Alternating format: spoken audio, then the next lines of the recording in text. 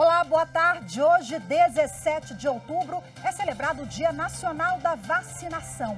A data serve para chamar a atenção da sociedade sobre a importância da imunização para evitar e até mesmo erradicar doenças. Desde 2016, o Ministério da Saúde vem registrando uma queda de cerca de 15% no número de pessoas vacinadas. É esse um dos destaques do Jornal da Justiça de hoje. Veja também. Supremo Tribunal Federal realiza audiência pública sobre autorização para novos cursos de medicina. Termina hoje o prazo de inscrição para participar da audiência pública no Supremo Tribunal Federal sobre população de rua. A audiência foi convocada pelo relator, ministro Alexandre de Moraes, que afirmou ser preciso enfrentar as questões sociais e adotar políticas públicas eficientes. E ainda, Supremo na Semana. Podcast relembra o julgamento do STF, que considerou injúria racial crime imprescritível.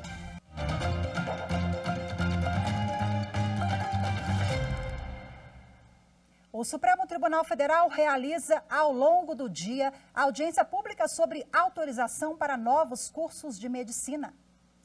Quem acompanhou foi a repórter Carolina Chaves, que ela acompanhou os trabalhos agora pela manhã e traz todas as informações para a gente. Olá, Carol, muito boa tarde para você. Boa tarde, Rafaela. Boa tarde a todos. Olha, essa audiência pública foi convocada pelo ministro Gilmar Mendes para discutir o chamamento público para a criação de novos cursos de medicina, também a oferta de médicos no Brasil e também a distribuição de recursos para o ensino superior nessa área. Na manhã de hoje, além das entidades que entraram com ação aqui no Supremo Tribunal Federal, também participaram 2 ministros de Estado, o da Saúde e o da Educação, que defenderam a legislação. Por outro lado, para entidades como o Conselho de Reitores das Universidades Brasileiras, o chamamento público é considerado inconstitucional, porque para essas entidades o chamamento viola o princípio da proporcionalidade e também da livre liberdade econômica. Rafaela, essa audiência pública ela será retomada daqui a pouquinho, às 2 horas da tarde, e está sendo realizada na sala de sessões da primeira turma do Supremo Tribunal Federal. É com você. A audiência foi convocada para discutir 2 ações que tramitam no STF, que tratam sobre a oferta de médicos no Brasil e o chamamento público para a abertura de novos cursos de medicina, procedimento previsto na Lei de 2013, que criou o programa Mais Médicos. Na manhã de hoje, participaram especialistas em saúde, representantes de entidades do ensino superior e ministros de Estado. Ao abrir a audiência, o relator das ações, ministro Gilmar Mendes, falou da importância do encontro para discutir o direito fundamental à saúde. Se formos bem-sucedidos, os argumentos tecnicamente qualificados e especializados permitirão que esta Corte se debruce com maior segurança sobre os fatos que conformam a aplicação da norma impositiva, do chamamento público e de outros requisitos para a instalação de novos cursos de graduação em medicina, à luz dos princípios da livre iniciativa, da livre concorrência e da isonomia, assim como do direito à saúde. A Associação Nacional de Universidades Particulares, ANUP, é autora da ação no Supremo Tribunal Federal contra as decisões judiciais que afastaram a norma que obriga o Ministério da Educação a analisar a criação de vagas em cursos de medicina por instituições privadas. Se não há estrutura pública, nós não podemos ter entrada de novos cursos, não. E isso é um requisito de qualidade. E qualidade é a única coisa que nós pretendemos obter aqui quando pedimos uma liminar. O ministro da Educação, Victor Godoy, explicou que o número de médicos no Brasil tem crescido e atualmente existem 346 mil médicos. Ele defendeu o chamamento público para garantir uma melhor distribuição de cursos e de profissionais da saúde em todo o país. O MEC vê com muita preocupação a abertura de vagas e cursos por tutelas provisórias e, portanto, em caráter precário.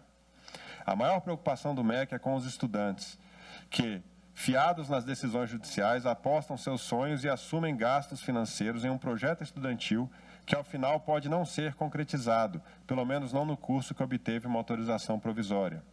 O ministro da Saúde, Marcelo Queiroga, também defendeu o instrumento do chamamento público. Parte dos óbitos da Covid-19 no Brasil, que foram mais de 680 mil, decorre da falta de qualificação desses profissionais. Médicos que, ao entubar a traqueia, entubavam o esôfago. E qual é o resultado disso, meus senhores? Resolveremos isso com a abertura de escolas médicas? A resposta é não. Nós vamos resolver isso qualificando as escolas que nós temos, fazendo sistemas de acreditação dessas escolas médicas, discutindo o chamado exame de progresso. O Conselho Federal de Medicina também defende a constitucionalidade da norma.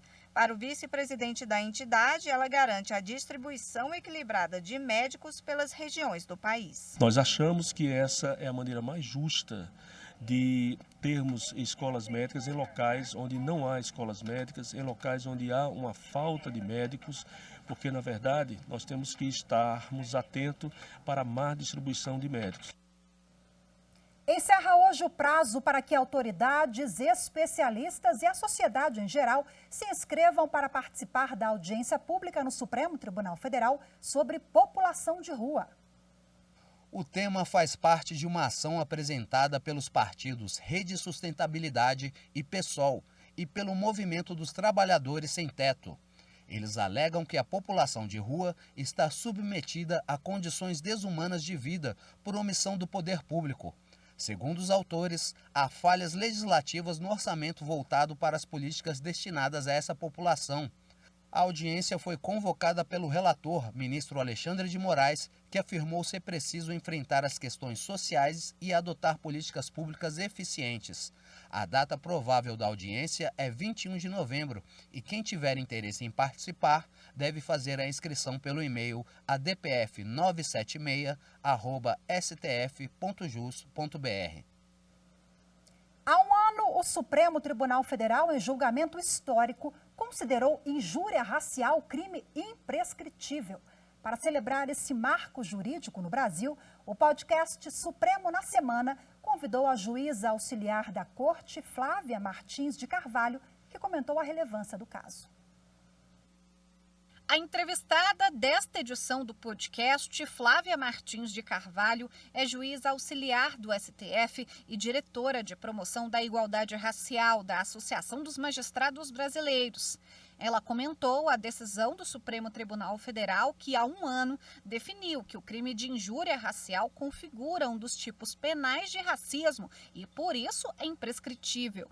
No caso específico, por maioria de votos, o colegiado negou um habeas corpus em que a defesa de uma mulher condenada por ter ofendido uma trabalhadora com termos racistas pedia a declaração da prescrição da condenação, porque ela tinha mais de 70 anos quando a sentença foi proferida. A gente percebe que a sociedade hoje está muito mais dispersa para o tema das questões raciais, né? Nós sabemos que o racismo na sociedade brasileira ainda é um tabu, é um tema que as pessoas não gostam de falar, não gostam de comentar, muitas pessoas até negam dentro da nossa sociedade.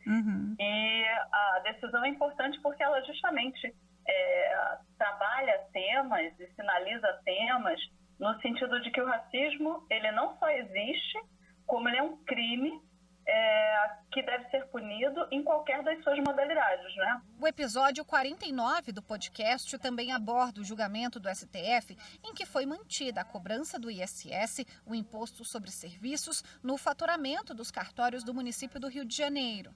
O programa traz ainda o início do julgamento de um recurso que discute a validade de uma lei que exige a substituição de sacolas plásticas tradicionais por biodegradáveis, que tem repercussão geral reconhecida. Além dos julgamentos das turmas, decisões individuais dos ministros da Corte e a pauta das próximas sessões plenárias do Supremo. Veja a seguir, hoje é o Dia Nacional da Vacinação. Daqui a pouquinho nós vamos falar sobre a importância da imunização para combater ou mesmo erradicar doenças. Os detalhes daqui a pouquinho, voltamos já.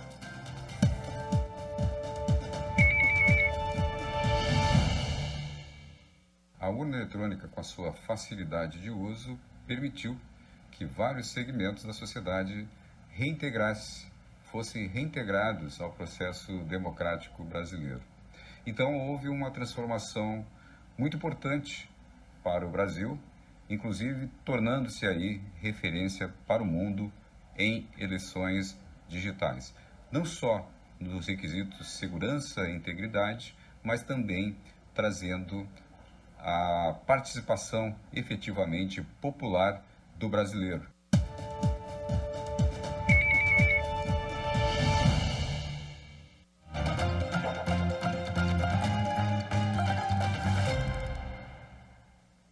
Hoje, 17 de outubro, é celebrado o Dia Nacional da Vacinação. A data serve de alerta para todos nós brasileiros sobre a importância de estar com a caderneta em dia. Apesar de o país ter um dos melhores sistemas de vacinação do mundo, a resistência de parte da sociedade tem feito reduzir a imunização, principalmente entre as crianças. Pode vir numa agulhada ou por gotinhas. Há mais de 200 anos, pesquisadores da área médica descobriram que o corpo humano é capaz de gerar anticorpos contra várias doenças ao receber patógenos, que são organismos vivos, como os vírus, bactérias e até fungos, juntamente com outros componentes em doses inofensivas. Com isso, as vacinas se tornaram a melhor forma de prevenir vários tipos de doença em todo o mundo. Para estar assim, na ponta de uma agulha, a elaboração de uma vacina é complexa e passa por várias fases de estudos e testes, que geralmente demoram anos e só depois de comprovada a eficácia é feito o registro e assim as doses chegam até a população. Aqui no Brasil, a Anvisa, Agência Nacional de Vigilância Sanitária, é o órgão responsável por conceder o registro.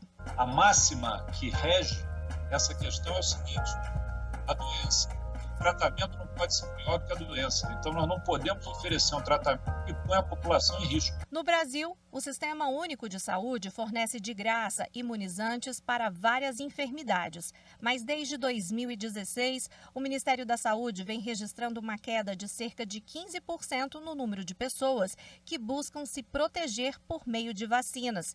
Neste ano, a campanha nacional de vacinação alcançou pouco mais da metade das crianças. A meta era 95%. Em especial agora nós temos a poliomielite, né, que a gente está em risco, né, um risco epidemiológico da reintrodução da doença no Brasil. A orientação do Ministério da Saúde e até da Organização Mundial da Saúde é que todas as vacinas tomadas ao longo da vida sejam registradas em um cartão de vacinação. O documento pode ser exigido em viagens nacionais e internacionais para controle de doenças graves. Porque se uma determinada doença ela não foi eliminada em um outro país e nós temos, né, o trânsito de ir e vir, então tem sempre o risco de alguém chegar no Brasil, né, com aquela doença. Né? E se nós estivermos vacinados e com a cobertura vacinal adequada, a gente consegue manter no nosso país o país livre da circulação daquele agente infeccioso. O acesso à vacina não é apenas um direito. O Estado é obrigado a fornecer as principais vacinas e os brasileiros têm o dever de se imunizar para garantir o bem de toda a sociedade. Foi reforçando esse entendimento jurídico que o Supremo Tribunal Federal, em dezembro de 2020, decidiu que o Estado pode determinar vacinação compulsória a toda a população. A decisão foi em meio à crise sanitária causada pela Covid-19. É incrível que o Brasil tem toda essa cobertura de vacinas e proteção para as crianças tão pequenas. Acho que os pais têm que valorizar isso e sempre levar os filhos para vacinar para a prevenção das doenças, né? Bom, e para aprofundar mais essa questão do direito à vacina, a repórter Fernanda Porto conversou com a advogada Mercedes da Silva Nunes. Ela é integrante da Comissão de Direito Médico e de Saúde da OAB de São Paulo. Vamos acompanhar. Obrigada por sua participação, doutora. Eu começo perguntando, na verdade pedindo para a senhora comentar aí sobre essas questões do entendimento que o Supremo vem desenvolvendo em relação à vacina. Foram 2 decisões já relacionadas a esse tema recentemente, não é isso? Exatamente. Obrigada pelo convite. É sempre um prazer estar aqui com vocês. De fato, o Supremo Tribunal Federal examinou essa questão da vacina, principalmente da vacina contra a Covid-19, em 2 oportunidades.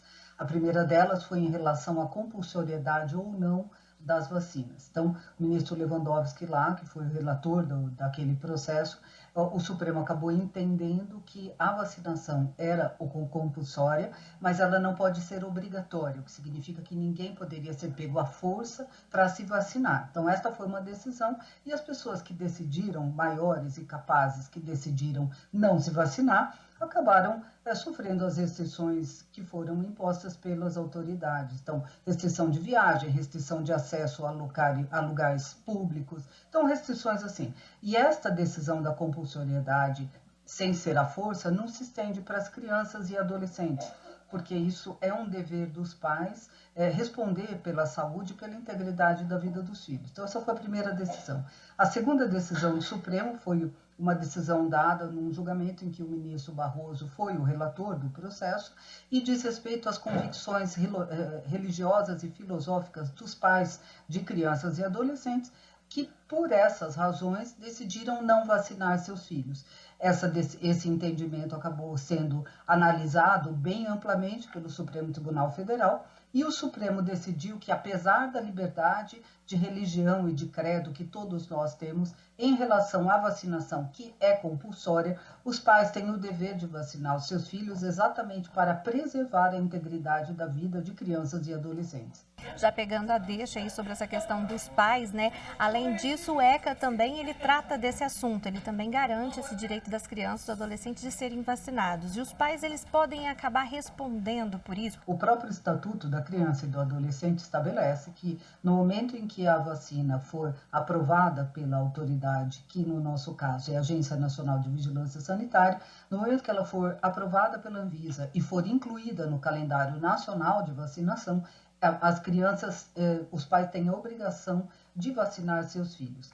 Então, o que o Estatuto estabelece, de um modo geral, é que quando os pais descumprem qualquer regra estabelecida no próprio ECA, principalmente relacionada ao pátrio poder, existe uma punição, que é uma multa, que é estabelecida pelo ECA, que varia de 3 a 20 salários de referência, que era um indexador que foi extinto em 89 e hoje foi transformado de 3 a 20 salários mínimos. E se houver reincidência, essa multa também dobra. Existe ainda uma discussão bastante grande na doutrina se seria possível estender esse descumprimento do ECA para questões criminais. Nós temos uma diversidade grande de entendimento e de opiniões, mas o que está estabelecido até o momento é a aplicação de multa que varia de 3 a 20 salários mínimos, no caso de descumprimento do pátrio poder e a vacinação, o fato dos pais não levarem seus filhos para vacinar está implícito nisso como um descumprimento do pátrio poder. E a senhora, como especialista do direito à saúde, como é que a senhora avalia essa questão da desconfiança que a gente vive hoje no Brasil? Porque, afinal de contas, o Brasil é referência mundial na questão de vacinação.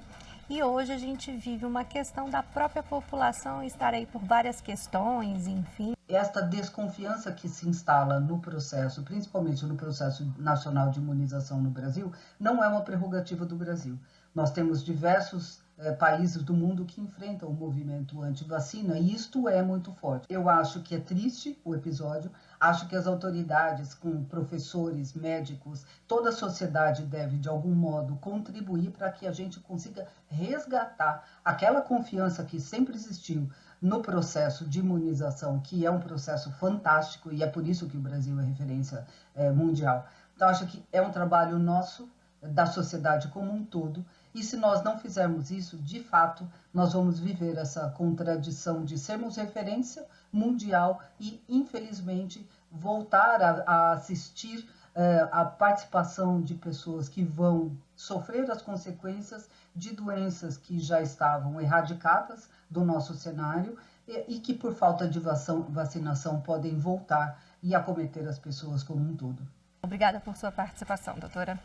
Eu que agradeço, Fernanda. Foi um prazer. Obrigada. Veja a seguir no próximo bloco. Supremo Tribunal Federal decide que é constitucional o ajuste de cálculo do auxílio invalidez para militares. Os detalhes em instantes. Voltamos já.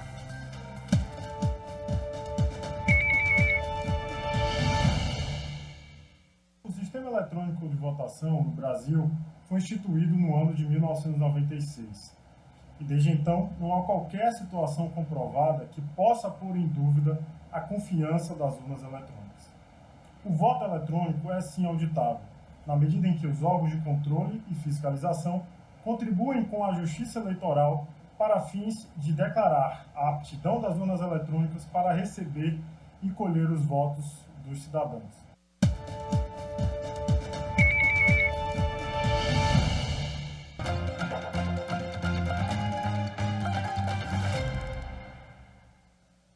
Em julgamento no plenário virtual, o Supremo Tribunal Federal decidiu que a portaria do Ministério da Defesa, que alterou a fórmula de cálculo do auxílio-invalidez para os servidores militares, está em harmonia com a Constituição Federal. Os detalhes da decisão agora com a consultora jurídica da TV Justiça, Gisele Reis.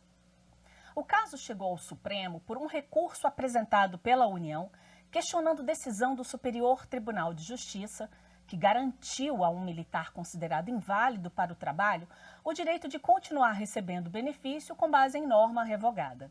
O plenário virtual do STF reformulou a decisão do STJ, que afastou a aplicação da portaria do Ministério da Defesa sobre a fórmula de cálculo do auxílio-invalidez devido aos militares reformados. Prevaleceu o voto do relator ministro Nunes Marques sobre o poder-dever da administração pública rever os seus atos diante da constatação de ilegalidades. Para o ministro, a medida provisória referida pelo militar reformado foi editada sem a aprovação da consultoria jurídica do Ministério da Defesa e em desacordo com a medida provisória que trouxe alterações consideráveis sobre o sistema de remuneração dos servidores militares das Forças Armadas, inclusive no que diz respeito ao pagamento do auxílio-invalidez.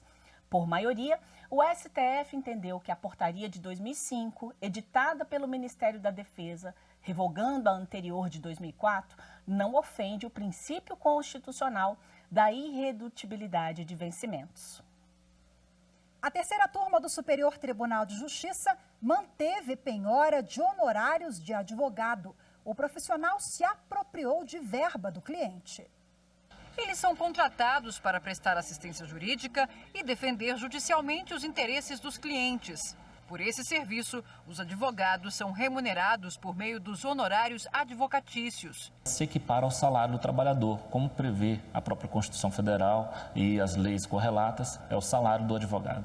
Por ser considerada uma verba para o sustento do profissional, os honorários não podem ser penhorados para pagamento de dívidas, conforme o Código de Processo Civil estabelece. Mas, em caráter excepcional, a terceira turma do STJ afastou essa regra em um caso de apropriação indevida pelo advogado de valores que pertenciam a uma cliente. De acordo com o processo, o advogado foi contratado para ajuizar uma ação de reparação de danos. O valor da condenação depositado em juízo foi levantado pelo profissional que não repassou a cliente. Ele então foi condenado a restituir o dinheiro que deixou de repassar. O Tribunal de Justiça de São Paulo entendeu que, na hipótese, seria possível flexibilizar a regra da impenhorabilidade dessa verba. No STJ, a relatora ministra Nancy Andrighi também observou que será possível a penhora dos honorários, independentemente da natureza dos valores retidos pelo advogado, desde que se preserve percentual capaz de garantir a subsistência e a dignidade do devedor e de sua família, o que deve ser examinado de acordo com as peculiaridades de cada hipótese concreta. No caso em julgamento, a ministra verificou que a penhora dos honorários foi efetivada resguardando esse percentual capaz de garantir a subsistência do devedor e de sua família, não havendo, portanto, ilicitude na medida. Hoje ficamos por aqui. Muito obrigada pela sua companhia. Ótima tarde, excelente semana para todos nós. Até amanhã. Tchau, tchau.